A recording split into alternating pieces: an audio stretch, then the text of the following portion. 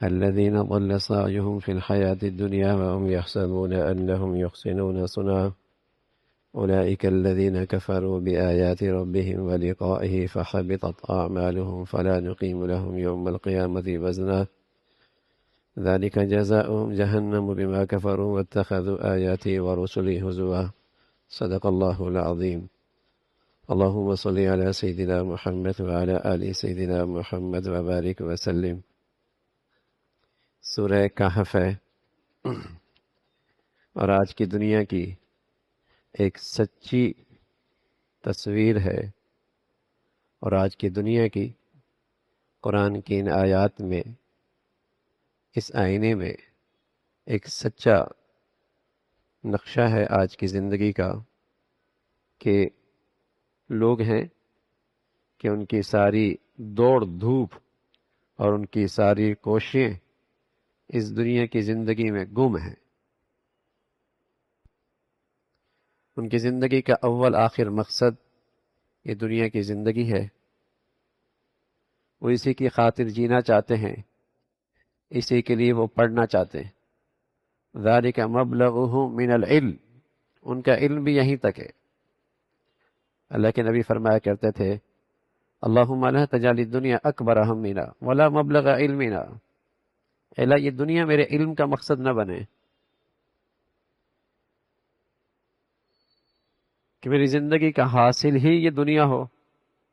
تو آج کی دنیا دیکھیے اور قرآن کے اس آئینے میں دیکھیے کہ ساری صلاحیتیں، ساری توانائیاں، ساری محنتیں، ساری دوڑ دھوپ اس دنیا کی زندگی میں گم ہے. اور اس سے بڑی مصیبت یہ ہے کہ وہ سمجھ رہے ہیں کہ ہم اچھا کر رہے ہیں، اس پہ وہ فخر بھی کر رہے ہیں، اس پر وہ مطمئن بھی ہیں. وَهُمْ يَحْسَبُونَ أَنَّهُمْ يُحْسِنُونَ صُنْعًا، وہ اس پہ فخر بھی کر رہے ہیں، مطمئن بھی ہیں، اپنے آپ کو صاحب عقل بھی کہتے ہیں کہ ہماری زندگی کی پالیسیاں، نتائج، فیصلے بڑے شاندار ہیں، اپنے لیے بھی اپنے اولاد کے لیے بھی، وہ اس پہ مطمئن بھی ہیں. تو آج کی دنیا دیکھیے اور قرآن کے آئینے میں یہ تصویر دیکھیے، کیسی سچی ہے، کیسی سچی ہے. اور مسلمان کے لیے دعوت فکر بھی ہے کہ ہم کہاں کھڑے اور ہمارے بچوں کے فیصلے کہاں ہیں اور ہماری زندگی کا نقشہ کیسا ہے. کہیں ایسا تو نہیں کہ 70 سال کے بعد جب جانا پڑے تو مجھے افسوس ہو کہ میری ساری زندگی کوششیں گم ہو گئی، اب کچھ بھی نہیں ساتھ لے کے جا رہا. اور آدمی یہ اپنی زندگی کی ساری کوششیں گم ہوتے اپنی زندگی میں بارہا دیکھتا بھی ہے. دادا نانا اتنا کمایا، اتنا اکٹھا کیا، اتنی دولت کی، اتنے گھر بنائے، اتنا بزنس کیا، اور پھر چلا گیا، اور اس میں سے کچھ بھی ساتھ نہیں لے کر گیا، اور اس نے ساری زندگی اسی کے گرد گزاری تھی. اس کا یہی ہدف تھا، یہی ٹارگٹ تھا، یہی مقاصد تھے وہ، اور آج وہ چلا گیا اور یہ دیکھ بھی رہا ہوتا ہے، لیکن پھر بھی سبق نہیں لیتا.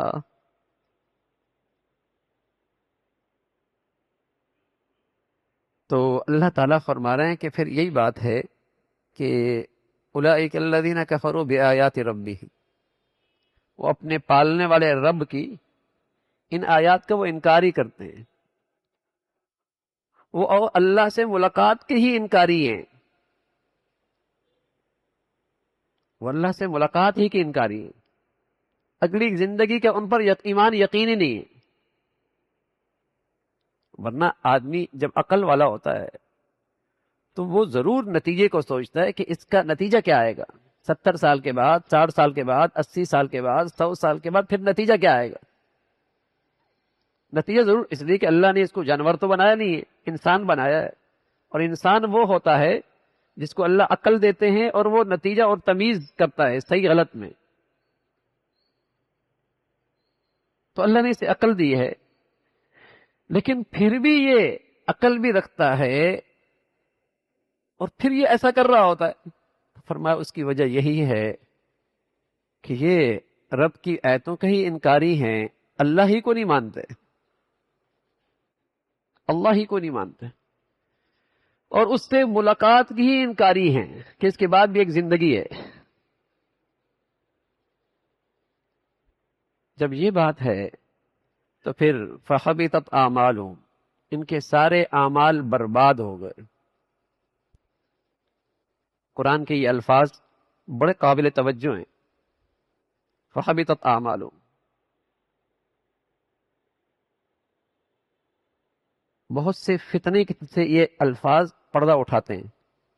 بس اوقات آدمی سوچتا ہے کہ فلاں نے اربوں ڈالر انسانیت کی خدمت کے لیے دے دیے،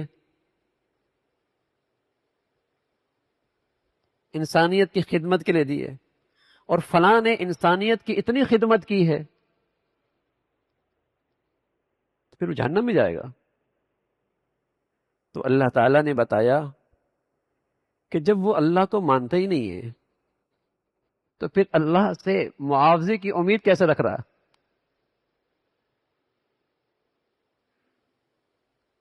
جو وہ اللہ سے ملاقات کا ہی انکاری ہے تو پھر اس سے جزا کی امید کیسے کر سکتا ہے؟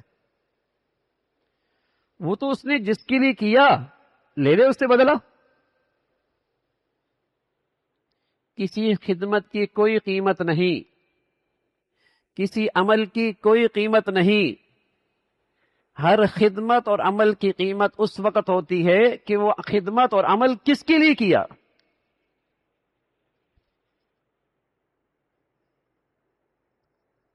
محض خدمت کی اور عمل کی کوئی قیمت نہیں ہے۔ خدمت اور عمل کی قیمت اس وقت ہے کہ وہ کیا کس کے لیے۔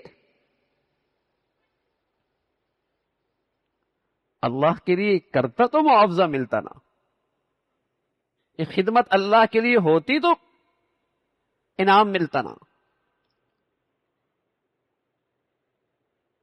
تو ان کے سارے اعمال برباد۔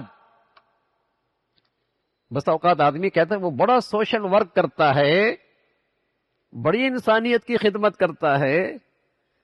ارے میاں، اس کے سوشل ورک کی، فلاح انسانیت کی اور انسانی خدمت کی اس وقت قیمت ہے جب یہ اللہ کی خاطر کرے اور اللہ کی بندگی کو فروغ دے۔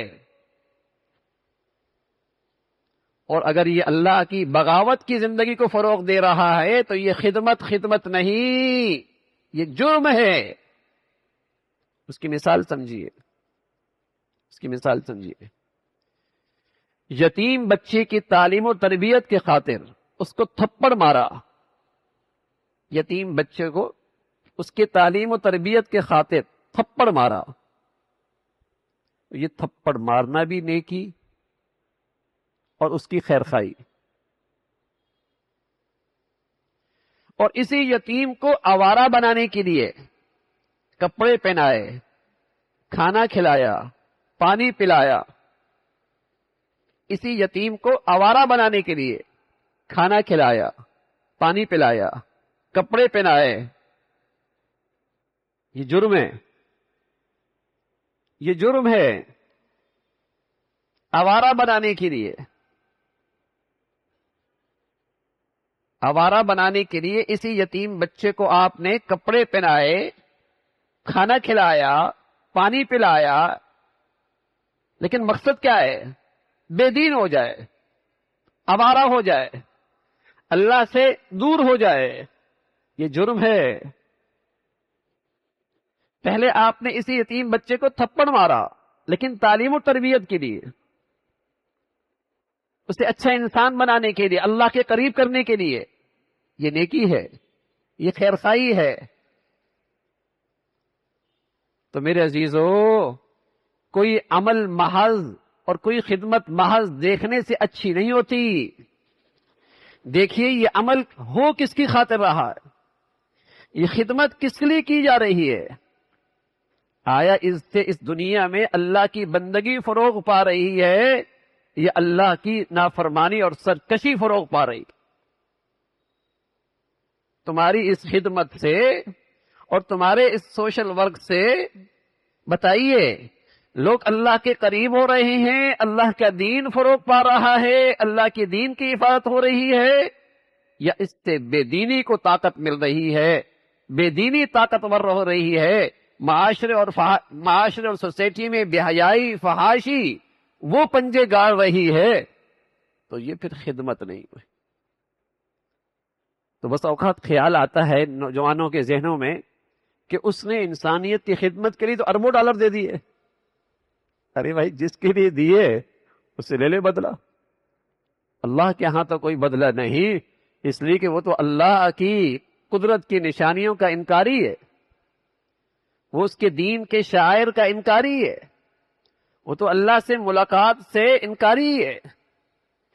اللہ کے ہاں پھر اس کا معاوضہ بھی کوئی نہیں، پھر اس کے لیے انعام بھی کوئی نہیں۔ تو اسی کا ذکر فرمایا فَحَبِطَتْ أَعْمَالُهُمْ، اس کے سارے اعمال برباد ہو گئے۔ ان میں بعض اعمال اچھے بھی لگتے ہیں اگر اللہ کے لیے کیے جاتے ہیں۔ فَلَا نُقِيمُ لَهُمْ يَوْمَ الْقِيَامَةِ وَزْنًا، چونکہ اس کی زندگی اللہ کے طے کردہ نصب العین سے خالی ہے، چونکہ اس کی زندگی اللہ نے جو اس کی زندگی کے لیے مقصد طے کیا، اللہ کی بندگی، اللہ کی رضا، اس کی زندگی اس سے خالی ہے۔ اللہ کے ہاں کل اس کی زندگی کوئی قیمت نہیں لگے گی، کوئی وزن نہیں ہوگا، اس کی کوئی قیمت نہیں لگے گی، کوئی وزن نہیں ہوگا۔ اور جب نتیجہ سامنے آئے گا تو وہ نتیجہ جہنم کی شکل میں ہوگا، وہ سزا جہنم کی شکل میں ہوگی۔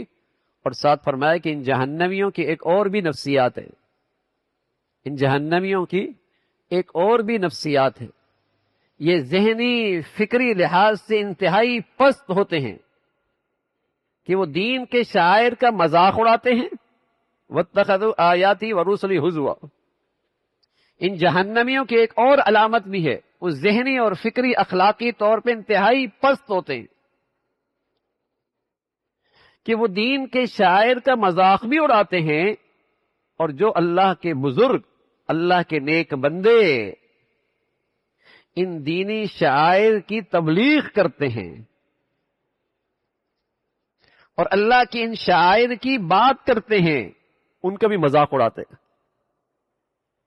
تو آپ کو دنیا میں ایسی مخلوق بھی آج نظر آتی ہوگی جو دینی شاعر کا مذاق اڑاتی ہے، کبھی کلام اللہ کی گستاخی، کبھی رسول اللہ کی گستاخی، کبھی اللہ کے نیک ہستیوں کی گستاخی، کبھی بزرگان دین کی گستاخی اور بے ادبی۔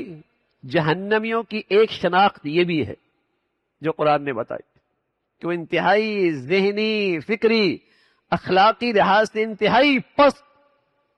انتہائی پستی میں ہوں گے، کہ وہ اللہ کے دین کا، شاعر دین کا، آیات اللہ کا اور ان بزرگ ہستیوں کا وہ مذاق اڑائیں گے، استہزاء کریں گے اور ان کی گستاخیاں کریں گے۔ یہ ان کی جہنمیوں کی ایک علامت اللہ تعالیٰ نے بتلائی ہے۔ اللہ تعالیٰ ہر قسم کے فتنوں سے ہم سب کی حفاظت فرمائے۔ اللہم لک الحمد کلو ولک الشکر کلو۔